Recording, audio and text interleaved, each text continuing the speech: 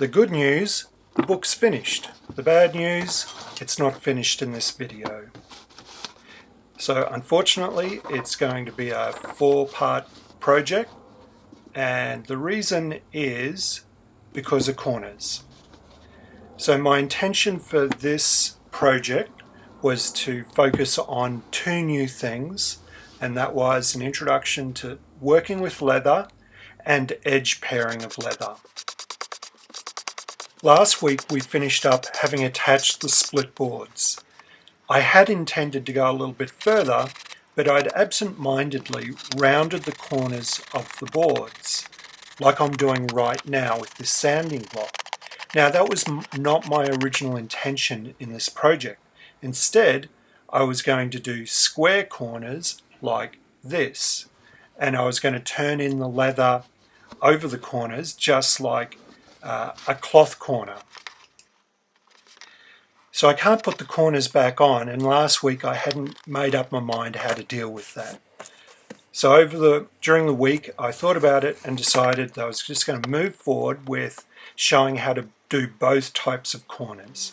So I'm going to start this video by looking at 2 options for doing corners. One being a very sharp corner where we turn it in just like a cloth corner, and the other is a rounded corner where you pleat the leather. And I'm going to go on and do the project with a pleated corner, but I would recommend that you don't round the corners and you do the square corner instead. So I'm going to start this video by demonstrating the 2 types of corners. So we'll start with the square corner, which we'll treat just like a cloth corner. So we put it in place so there's enough leather that it will come up about 1 millimeter past the top of the board. And then we'll turn in the head, as you always turn in the head and tail first before the foredge. So we'll turn in the head.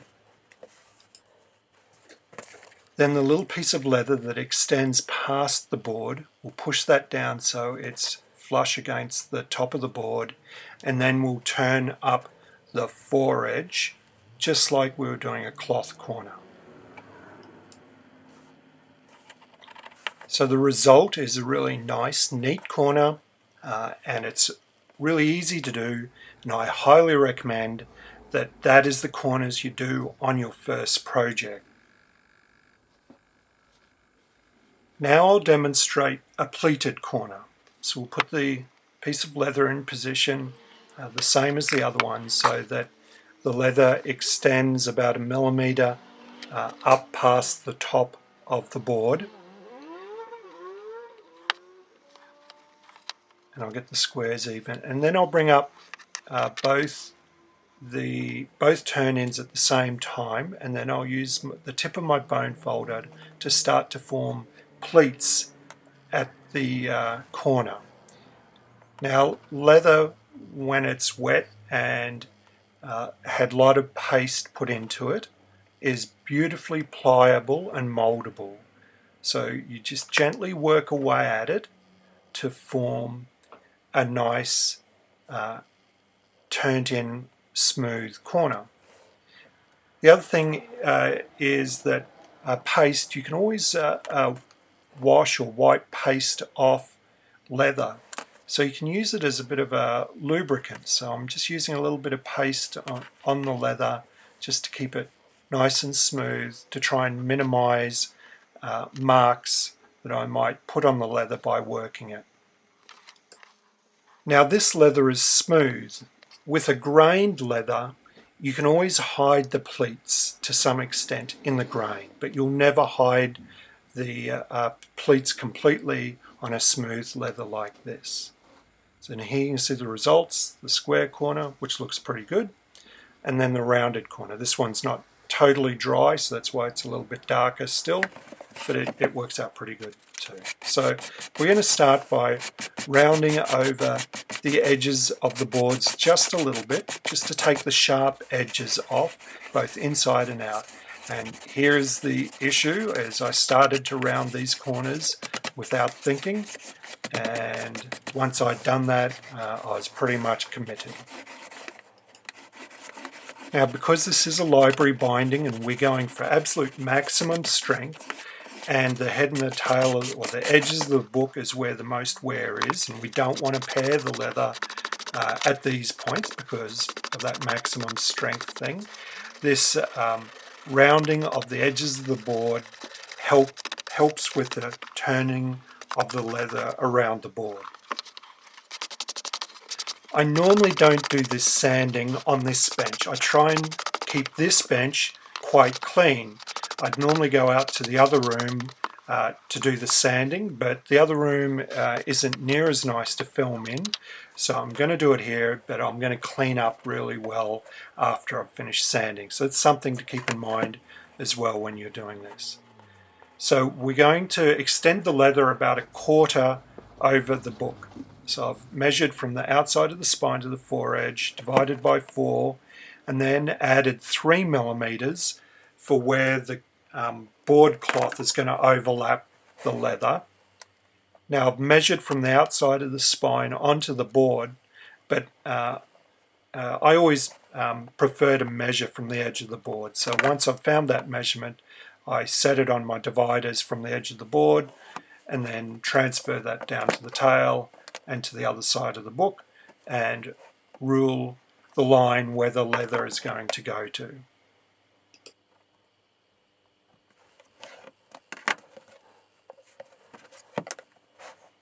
Now I want the leather to extend diagonally the same distance in, so I can, there's a couple of ways of doing this. So you can draw a line in diagonally, measure in the distance, and then draw in the diagonal line where the leather's going to go. Once you've got that, you can measure how far along the foredge and the head that goes. I'm just checking that it's the same and that I've got that at 45 degrees, and then you can transfer that to the other corners and then draw in the diagonal line. Now I can't recommend this enough. Don't do your first corners on your actual book. Cut some practice boards and cut some practice corners out of leather, out of scraps of leather, and do at least 4 corners. Especially if you're wanting to do a pleated corner, make sure that you can do 4 of them in a row without a mishap before you attempt it on your book.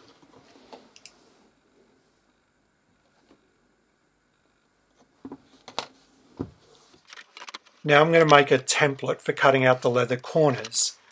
Now the corners went in 60 millimeters on the boards, but there's also 2 20 millimeter turn-ins. So I'll measure in 60 plus 2 times 20, that's 100 millimeters. And then I'll mark those 2 20 millimeter turn-ins and mark those as well. Once I've got that, I'll cut off the corner. Now I want the leather to extend about 1 millimeter over the boards. The boards are 3 millimeters thick, so I'll go out 4 millimeters from the corner. I'll just judge that by eye and then cut off the corner.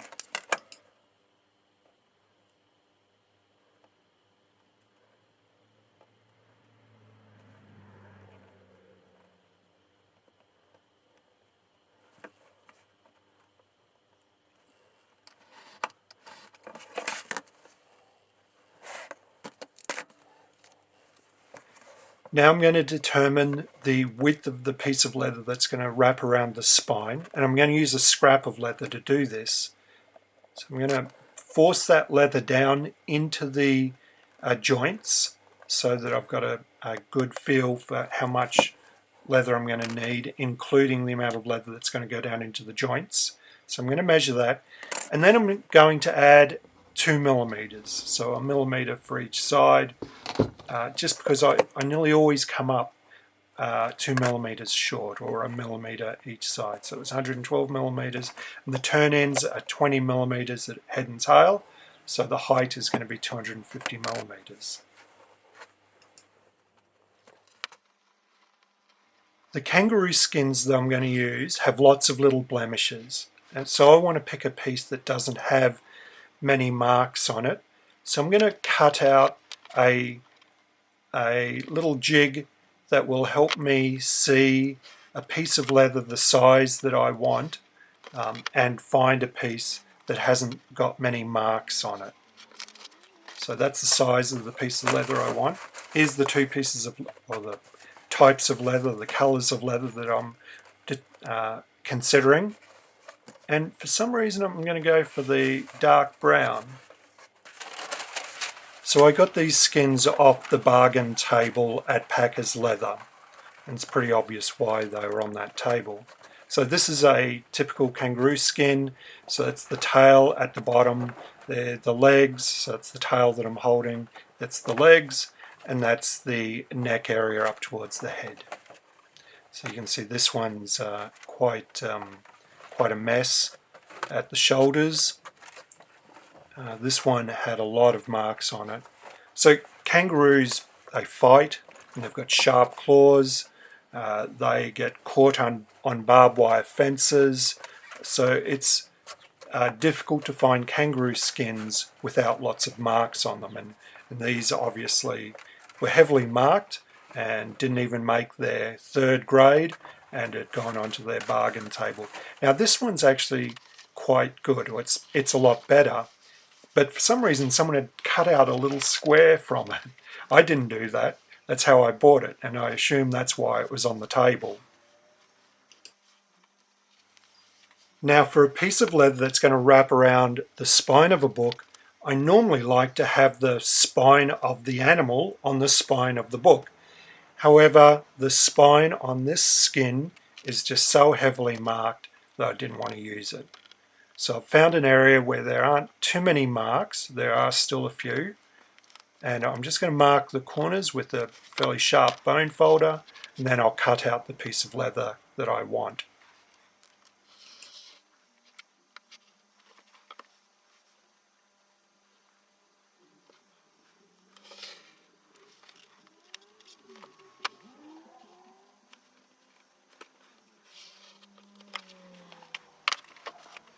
Now I'm going to look for some leather that I can use for the corners, and once I find the general area, I'll separate that piece of leather from the main skin and then cut out the corners. First I'll just finish trimming up the spine piece of leather.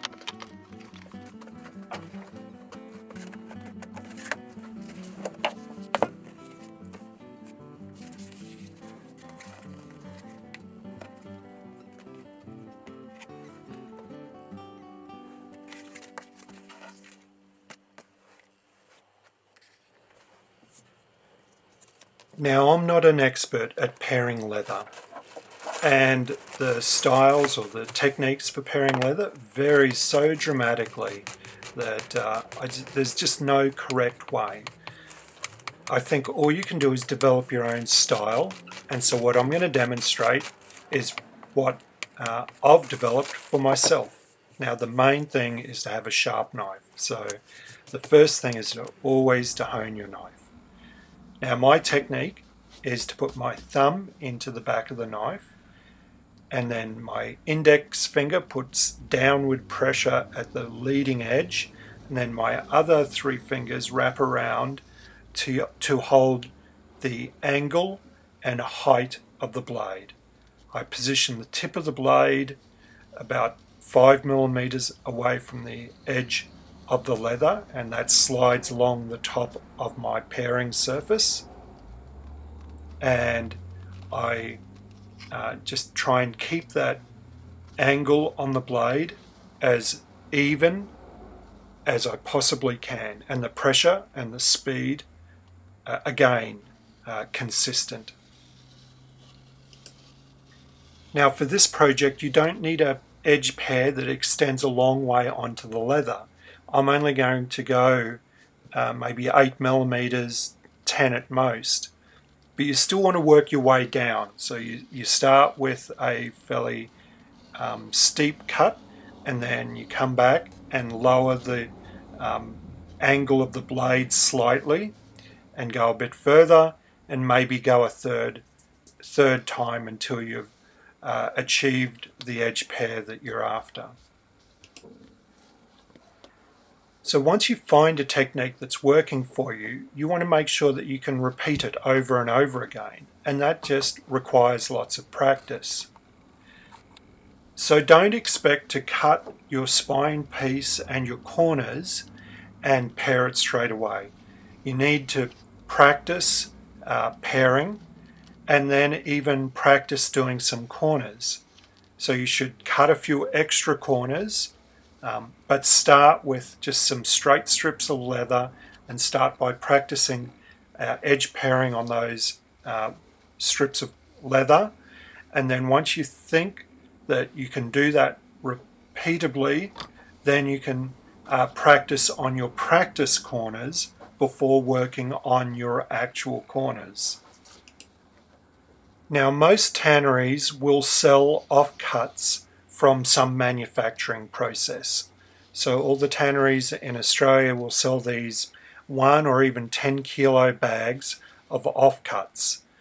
And these are fantastic for practicing paring on.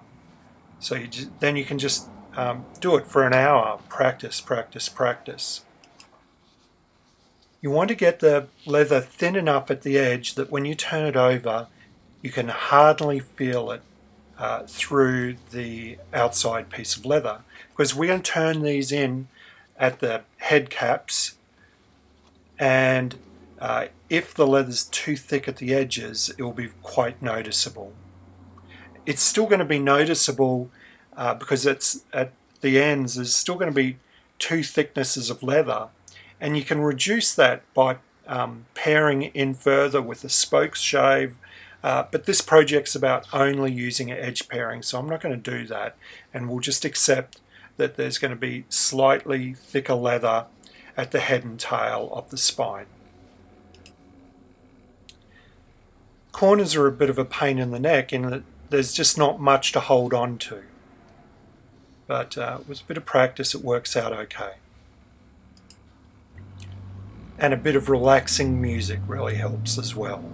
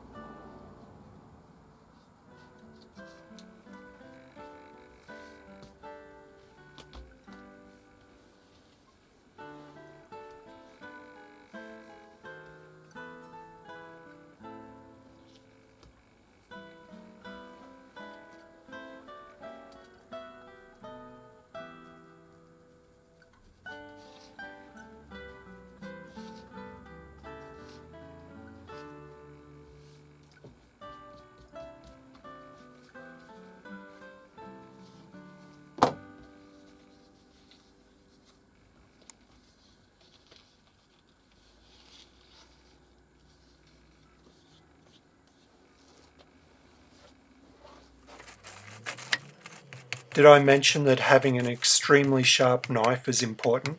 I haven't shown every time I've sharpened it, but I pretty much strop it after every corner.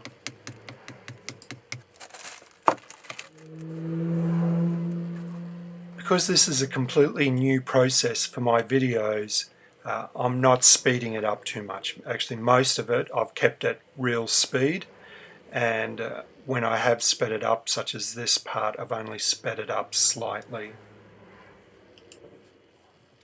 So if edge pairing is something that's not new to you, then go ahead and skip forward a couple of minutes.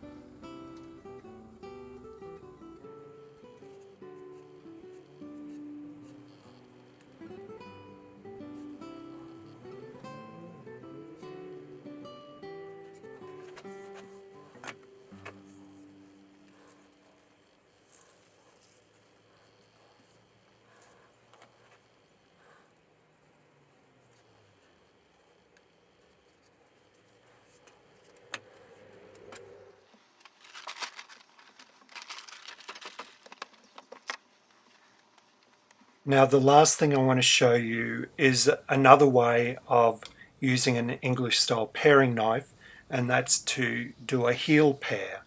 Now I quite like this technique, but I'm not very good at it yet, so I don't normally use it, especially for small pieces of leather. I just really struggle with small pieces of leather.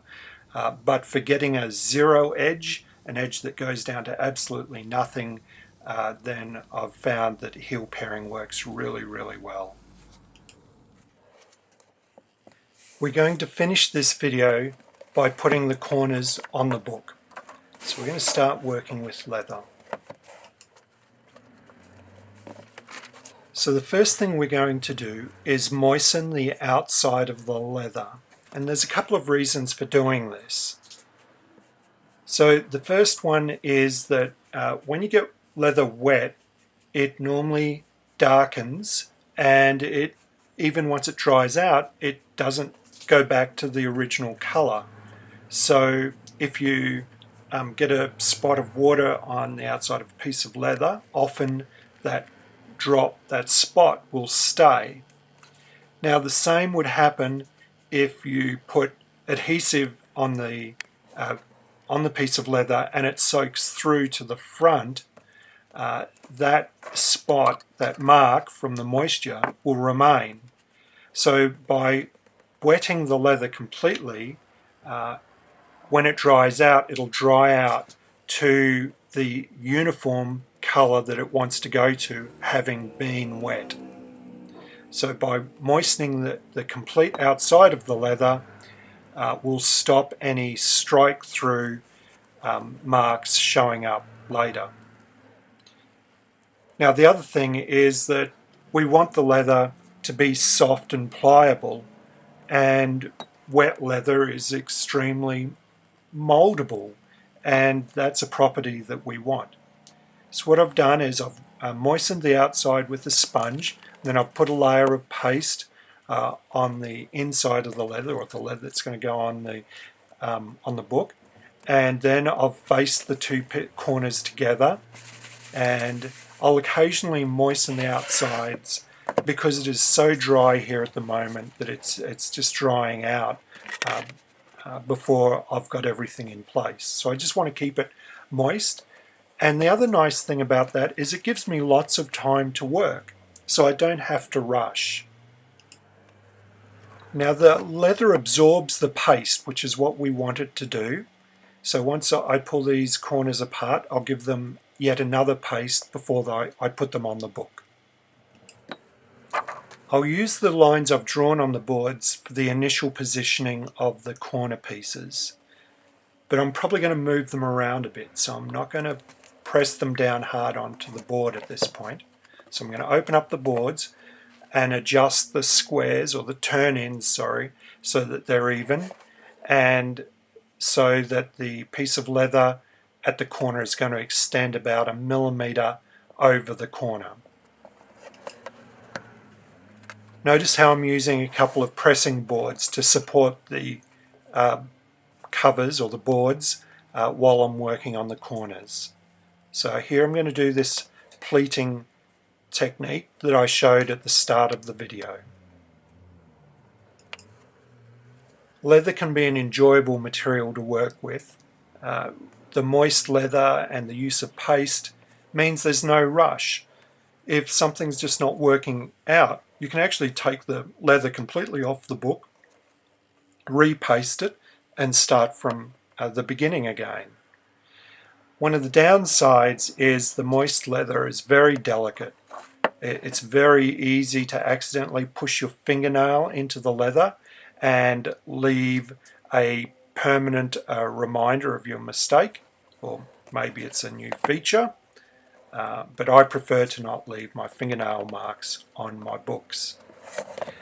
When working around the edges of the boards with the bone folder, it's very easy to get carried away and put little dents and marks in the leather. So you just have to be mindful and be gentle with the leather. And once I've got these two corners on and turn the book over to do the other two corners, I'm always going to have a piece of thin foam underneath the book. I don't want the leather being dragged across the really rough surface of my workbench. I want something under the book so that when I rotate the book, I rotate it by rotating the material under the book, not the book on the material.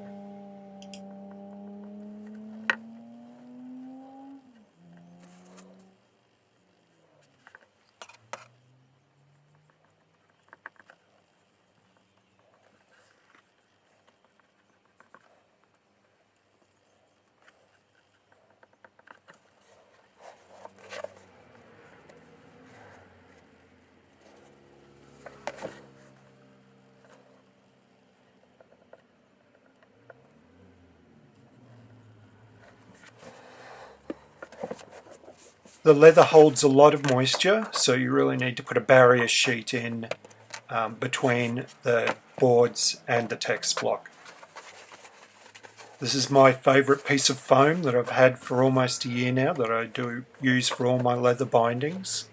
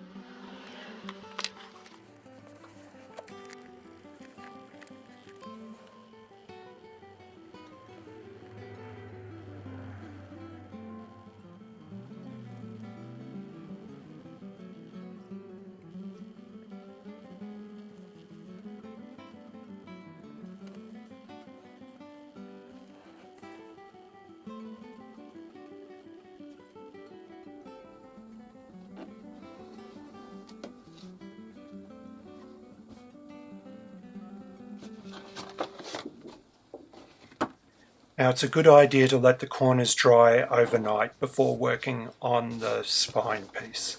So I'll just let it hang over the edge of a board so that both sides can dry evenly. So I hope you've enjoyed today's video. I really appreciate it when you hit the like button for my videos and let YouTube know that you've enjoyed them.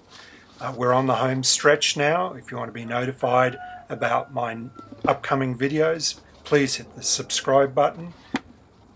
And until next time, cheerio.